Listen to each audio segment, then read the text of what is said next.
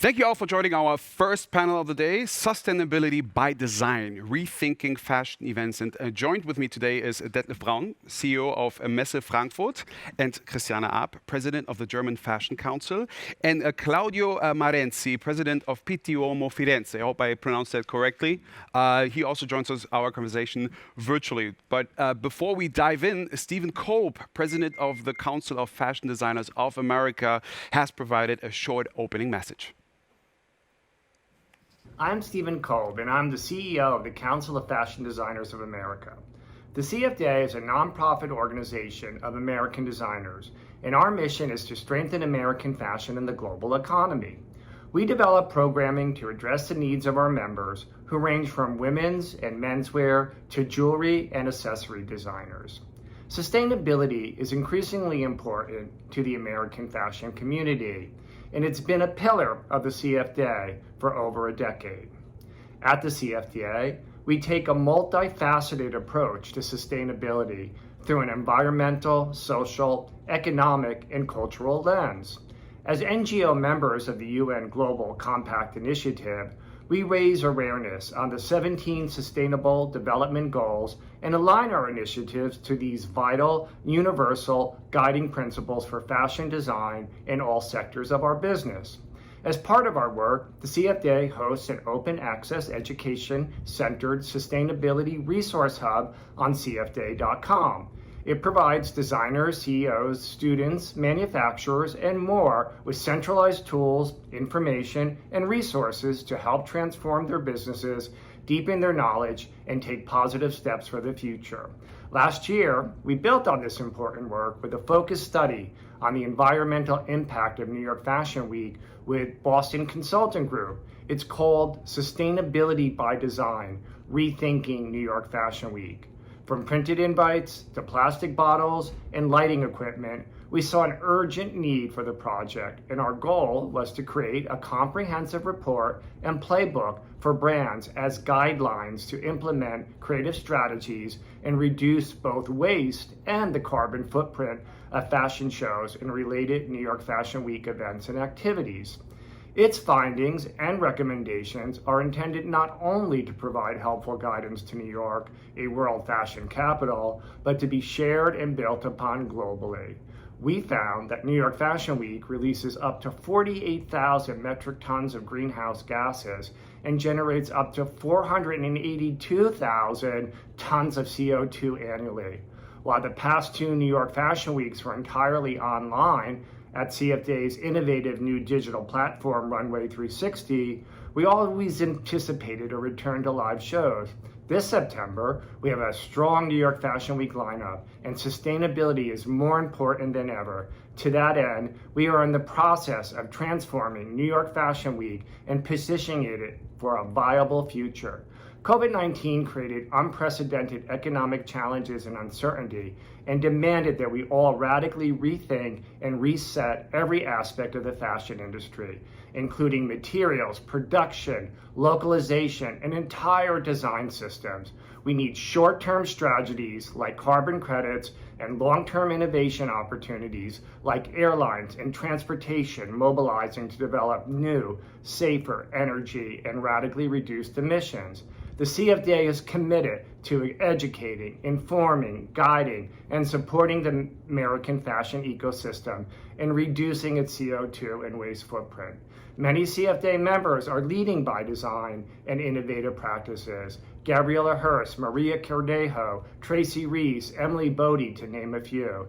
Together, we can design a better future and continue to work to meet the UN 2030 climate goals to offset CO2 emissions and prevent the Earth's rising temperatures.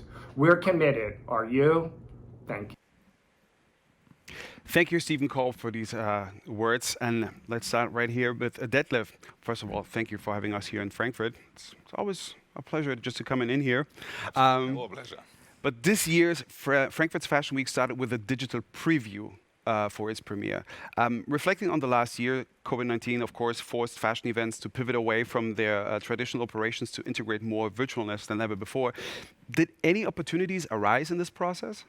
Absolutely. I mean, you exactly mentioned that what happened to us in the last 16 months with COVID basically cannot be downplayed by our industry, especially by the trade show industry. This is a challenge which we have never faced in our history. And you know that Messe Frankfurt is not a startup company. I think we have 780 years on our shoulder. And even after 3 days of Fashion Week, you hopefully still can see that, and I'm not a founding member of this company in this way. So what we had to do over the last 18 months is moving 500 trade shows as Messe Frankfurt, postponing, moving to different dates, etc. This was exactly the reason why we're sitting here today in the studio. We established a totally new path, the Frankfurt Fashion Week studio.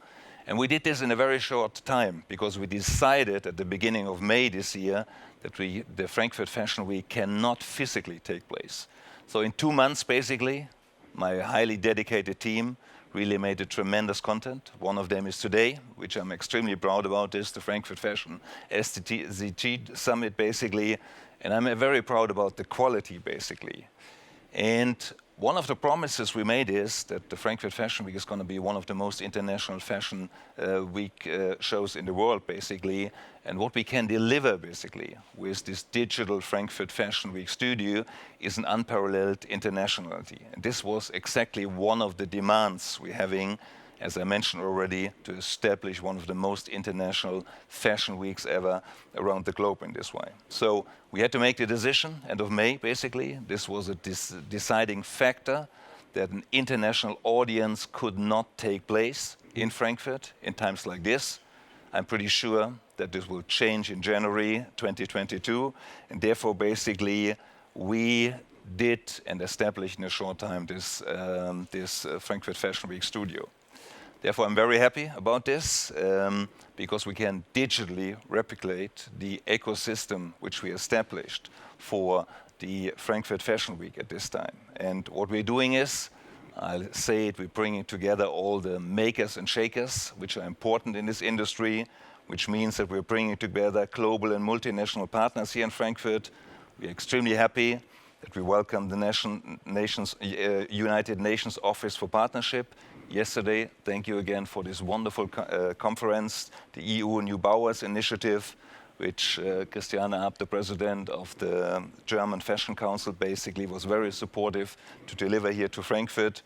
We involve here on this place all the different international stakeholders, opinion leaders, like the Global Fashion Agenda, Fashion for Good and Conscious Fashion Campaign, independent player, which are here, which you can see on the green, Pitti, Uomo, the British Fashion Council, the Fashion Council of Designers of America, which we just had a welcome note, and global corporations, big premium players, etc., and all relevant players of this industry in this kind.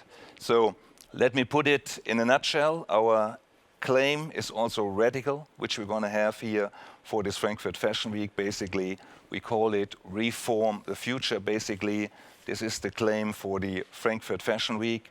And we want to find, and we need to find solution for challenges which are facing basically the whole planet in this one.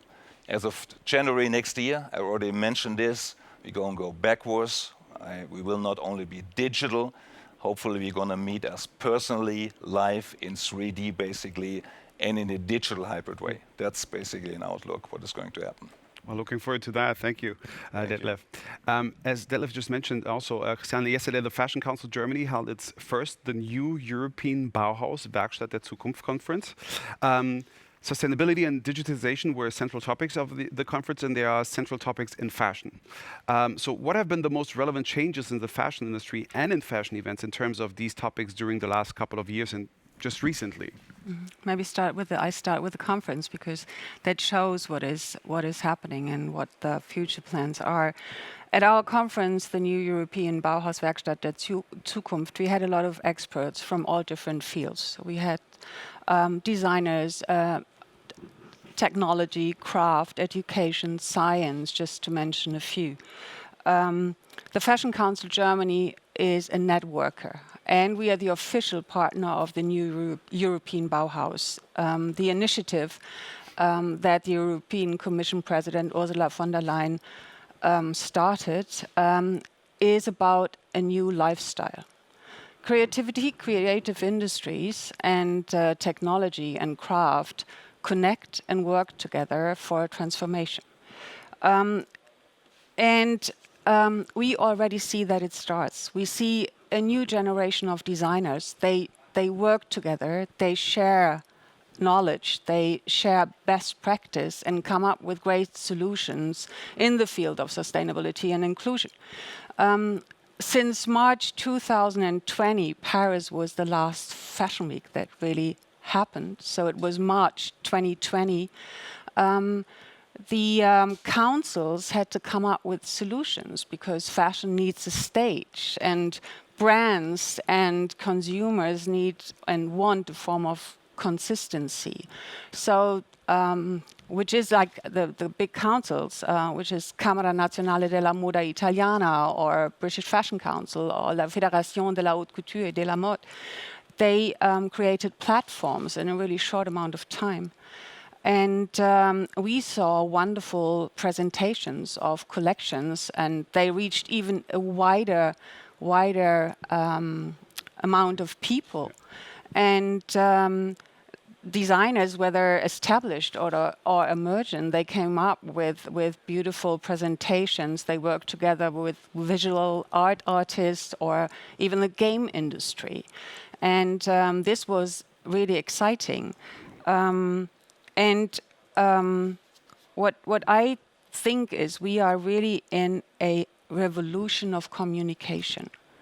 That is what I also took with me from yesterday's conference. But I have to admit, I'm really glad to be with you in a studio, although I also wish that also Claudio would have been here with us. So Claudia, what are some of the biggest sustainability challenges currently facing fashion events? I mean, how is Pitti, Uomo, Firenze managing these? Yes, good morning to everybody.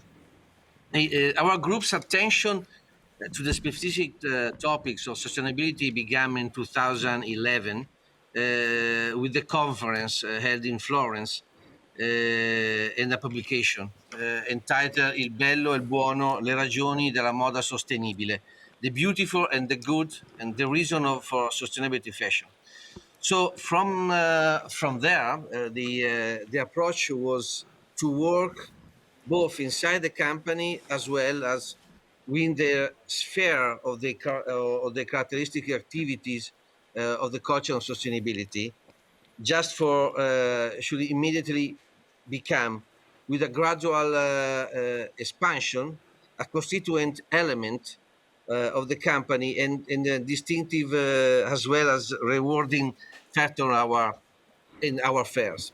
So at that point, we achieved and we began to operate in Fortezza La Basso, our main moral, and with a refuse disposal, separate waste collection, and incentivizing the reuse of the layout material.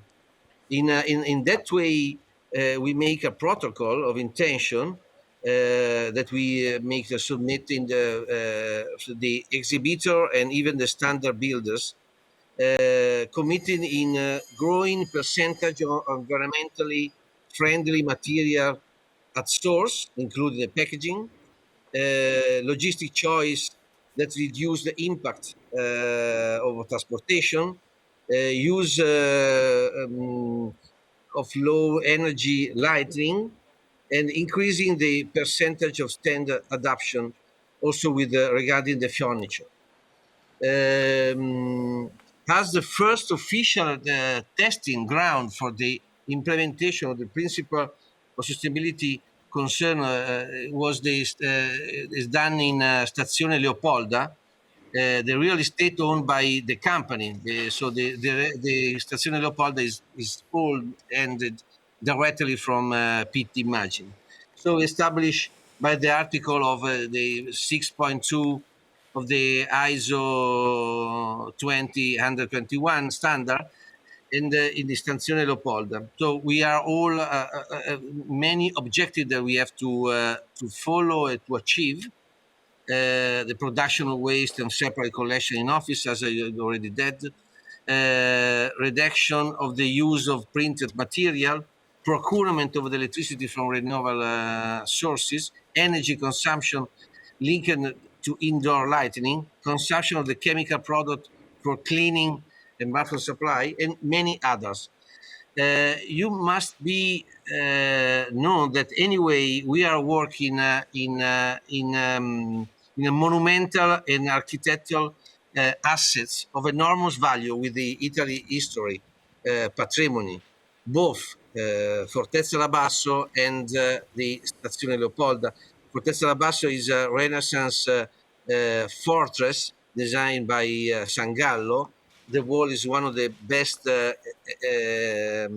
architectural masterpiece of the period, and the Stazione Leopolda is from the 19th century, the railroad station done during the Florence period, the capital of the Kingdom of Italy. So it's very difficult to work in this kind of environment, as you know. Even with the Italian law, we have to even to work with the culture minister. So it's quite tasky, but we are going in the right direction. Thank you, Claudio. But it really seems like a really huge catalog of things that have changed over there. I mean, the both of you already mentioned it. So, Detlef, my question is: fashion events are a central source of inspiration for various stakeholders across the industry. That is for sure now. But what is Messe Frankfurt doing to ensure it inspires long-term sustainability across its events? How do you achieve that goal? Yeah. I already mentioned at our press conference 2 days ago that old ways won't open new doors, basically. And I think this is exactly the situation where the fashion industry is currently at the moment. We need new ways and new doors, and we need new solutions before new challenges, basically, this industry is facing at the moment. And I'm very much convinced, or we as Messe Frankfurt are very much convinced, that the trade fair system will only survive, basically, if we're going to initiate what our plan, basically, and our vision for a new ecosystem is here for the Frankfurt Fashion Week. We're looking for partnerships. We call it between co-opetition with competitors. We're looking for partnership for the entire urban society, and we would like to involve, as we do today, the politics, basically. We are joining partnership for global institutions, campaigns, and associations. And we have a whole holistic ecosystem, basically, which consists of trade shows, knowledge transfer of conferences, for example, this one as we're doing, launching new innovation and showcases, providing inspiration, basically, through brand experiences, and launching new showcases. So a whole collective system, basically, a new ecosystem which is coming together. And I'm only convinced if we're able to bring all this together on all the makers and shakers here to Frankfurt, basically, to make this happen here. From the fashion world, the top manager, decision makers, basically purchasing agents from the creative industry, etc. And I think one of the keys is, which we want to establish, is that we want to bring the whole entire value chain of the textile industry here to Frankfurt. Not only parts of the textile, the value chain, like end products, etc. We're looking for the raw materials, manufacturing, final products, till logistic, basically, has to come together. So the interpretation, basically, of our future fashion week here in Frankfurt is that it would be a multi-dimensional ecosystem that makes it possible to experience the entire whole value chain here in Frankfurt. This is exactly why we have partnered with our friends in Berlin, the Premium Group, why they're coming here to Frankfurt. They are one of the largest and most successful fashion players in contemporary fashion, basically. We have a show called Neonit, which is a spearhead, basically, in sustainability. And then we bring you the whole history of Messe Frankfurt. As mentioned before, the 780 years, basically. Messe Frankfurt is by far the #1 player in organizing textile show. We call this network the so-called Texpertise Network. What is behind this? We have 60 textile shows with about 24,000 exhibitors, 600,000 professional buyers. We're doing them in all major markets around the world, basically. And what we're doing, we're covering the whole entire value chain, basically. And this mix, basically, we're bringing together, basically, this Texpertise expertise with the expertise of the Premium Group here in Frankfurt, basically, which offers all market players a total access to the whole textile and fashion value chain, basically. This is basically a new narrative we are looking forward for fashion weeks in Germany and especially in Frankfurt here. Thank you for that answer. For the next question, Christiane, I even think it's kind of a tricky thing just to ask specifically you, but who else will be able just to answer it? Because where do you think lies the power of the fashion industry when it comes to more sustainability? And here comes the tricky part. Can the fashion industry be a blueprint and inspiration for others, or is fashion behind? I mean, let's face it, the fashion industry is one of the biggest polluters of our environment. We know, and we have to change from within. Organizations have to change from within. Then fashion is about emotion. Fashion is emotion, and we can reach a wider audience. So that is a powerful instrument as well. And so I think through fashion, fashion can be an activator as well. And Jonathan Halstead, professor for international politics, yesterday said that creative industries, and fashion is part of the creative industries, can be the incubator of identity and security. And the Green Deal is a growth project of the EU to become the first, as we heard before, the first climate neutral continent in 2050. And the fashion industry, and that is what Ursula von der Leyen said as well yesterday, is a big part of this new culture project, because it's a culture project. What we know as councils is that we have to learn fast, we have to pass through, but we also have to see it as a chance. I liked as an underline yesterday, from dystopia to utopia. And I think that's why fashion industry is on its way. From dystopia to utopia, really have to think about this one. Thank you, Christiane. But as I said, it becomes tricky the minute that it becomes about passion. And passion, as you know, people start to become very... But with passion, you can change something. Absolutely. But thank you for this insight. Claudio, back to you. Well, now looking to the future, how do you envision the future of fashion events with respect to sustainability? Yes, you know, we should think, of course, the events in the future will be both physical and digital. We start already, as you know, we made the first physical event just last week with all assurance, like COVID test everywhere for the Red Cross environment. And anyway, it was really safe, and we have let's say a big success. On the other side, we start to make a Pitti studio where all our company, our exhibitor, especially the small and medium, they can make their own presentation, digital presentation, through our studios or even in streaming, just to, because the small companies, they are not, let's say, ready to do it. So we even to help them in terms of layout, and something that is help a lot this kind of company to present their collection to all the stakeholders. This, for example, is something that, in my opinion, will be great for the future. And of course, we even have to push all our exhibitor, the company, always much more involved in the sustainability. We already have a sustainability style that is aims at a documented process that is currently in progress, a movement that is well defined and determined to promote change in the world of fashion, but which also intends to highlight the needs to unite the principle of eco-sustainability, production, ethics, and social commitment. So we always have to increase even sensitivity, reliability, and a commitment related to this topic across the board. We be encouraging company already establishing the regard of supporting small and experimental brands, even in terms of visibility. You have to even to play a B2B and B2C educational route, as I told you before. Then we have, Pitti is